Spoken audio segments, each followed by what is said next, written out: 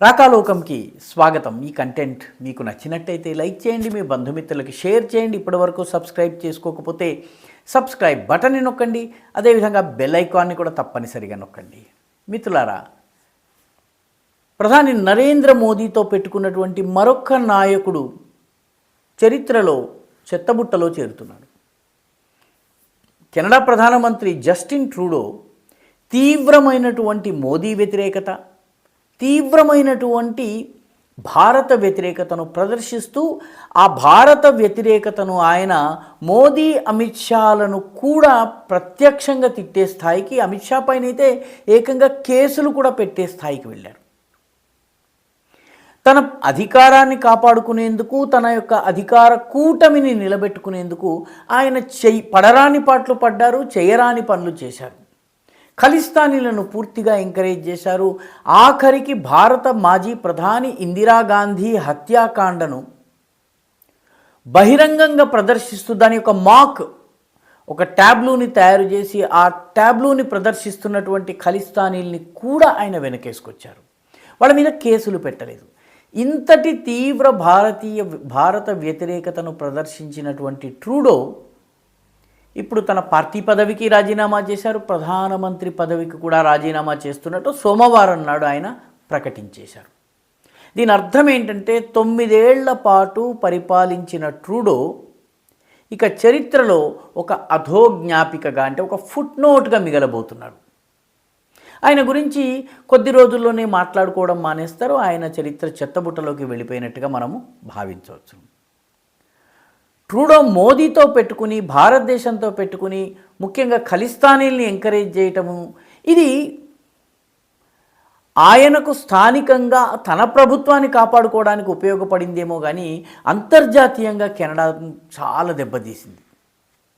ఎంత దెబ్బతీసిందంటే, ఒక స్థాయిలో కొత్తగా అమెరికా అధ్యక్షుడిగా ఎన్నికైనటువంటి డొనాల్డ్ ట్రంప్ ఆయనను ఒక దేశాధ్యక్షుడిగా గుర్తించకుండా కెనడాను అమెరికాలో కలిపేసుకుందాము, మా దగ్గర 52 రాష్ట్రాలు ఉన్నాయి, కెనడా 53వ రాష్ట్రంగా ఉంటుంది, మాకు జస్టిన్ ట్రూడో గవర్నర్ ట్రూడోగా ఉంటారు అని చెప్పి అన్నారు. ఒక దేశాధినేతకు ఇంతకు మించిన అవమానం ఉండదు. ఆయన ట్రంప్ అధ్యక్షుడిగా ఎన్నికైన తర్వాత ఆయన గ్రాఫ్ మరింత పడిపోయింది. ఎందుకంటే రాబోయే 4 సంవత్సరాలు ఆయన ట్రంప్ తోటే వ్యవహారం చేయాలి, మళ్ళీ ఎన్నికల్లో ప్రధానిగా గెలిస్తే.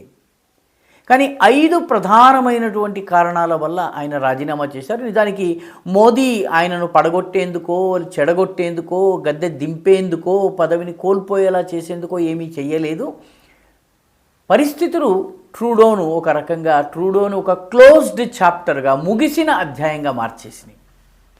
దానికి ప్రధానమైనటువంటి కారణం ఏంటంటే, ఆయన దేశంలో ఆయన పార్టీకే చెందినటువంటి ఎంపీలు, ఎమ్మెల్యేలు, మంత్రులు ఆయనకి తిరుగుబాటు చేశారు. దీన్ని కాకస్ రివోల్ట్ అంటారు. అంటే ఒక 30-35 మంది ఎమ్మెల్యేలు, 20 మంది చట్టసభలో ఉన్నటువంటి సభ్యులు కనుక ఒక కూటమిగా ఏర్పడి నువ్వు మాకొద్దు అని అనడాన్ని దీన్ని కాకస్ రివోల్ట్ అంటారు. ఈ కాకస్ రివోల్ట్ ఆయనకు వ్యతిరేకంగా జరిగింది. దీంతో నువ్వు వద్దు బాబు, నువ్వు వెళ్ళు అని పార్టీలోనే అడిగారు. చివరికి సొంత పార్టీ కూడా ఆయన పొమ్మంది. రెండవది, ఆయన డిప్యూటీ ప్రైమ్ మినిస్టర్గాను మాజీ ఆర్థిక మంత్రిగా ఉన్నటువంటి క్రిస్టియా ఫ్రీలాండ్ రాజీనామా చేసింది. రాజీనామా చేయటమే కాకుండా ఆమె దేశ బడ్జెట్ను అతలాకుతలం చేస్తున్నాడు ట్రూడో అని చెప్పి ఆరోపించింది. అభివృద్ధి గురించి ఆలోచించకుండా కూటమి రాజకీయాల కోసమే ఈయన సర్దుబాట్లు చేస్తూ ఆర్థిక విధానాల్ని ప్రభావితం చేస్తున్నారని ఫ్రీలాండ్ అన్నది. దాంతో ఆమె కూడా రాజీనామా చేయటము, దీంతో ట్రూడో ప్రతిష్ట బాగా దిగజారింది. మూడవ ప్రధానమైనటువంటి కారణం ఏంటంటే, ఆర్థిక మాంద్యాన్ని ఆయన హ్యాండిల్ చేయలేకపోయాడు.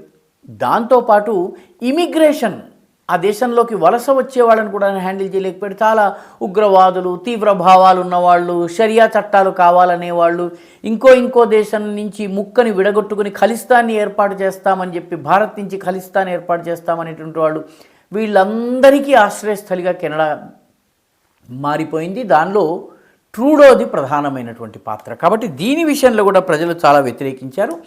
ఆయన పాపులారిటీ కెనేడియన్ ప్రజల్లో తగ్గిపోయింది.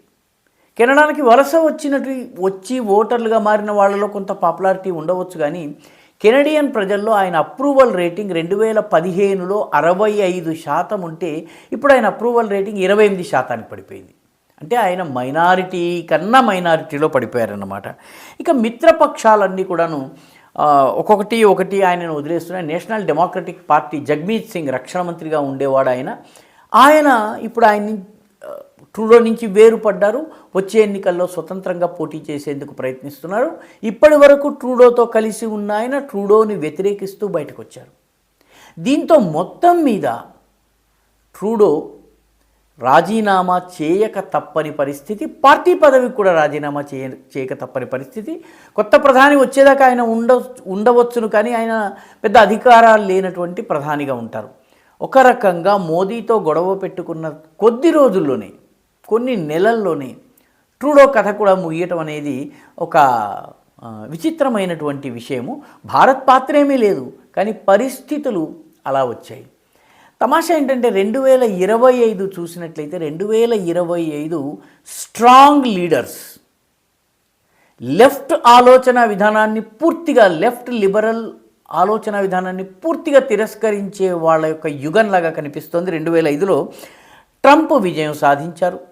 జనవరిలో ఆయన అధికారాన్ని చేపట్టబోతున్నారు. మోదీ 2024లోనే అధికారం చేపట్టారు. ఆయన మరింత దృఢంగా రాజకీయాల్లో, ఆయన దేశ రాజకీయాల్లో, భారత రాజకీయాల్లో ఆయన ప్రాధాన్యం మరింత పెరుగుతోంది. 240 సీట్లే గెలిచినా కూడాను పూర్తి మెజారిటీ ఉన్న ప్రభుత్వంలాగా ఆయన వ్యవహరిస్తున్నారు.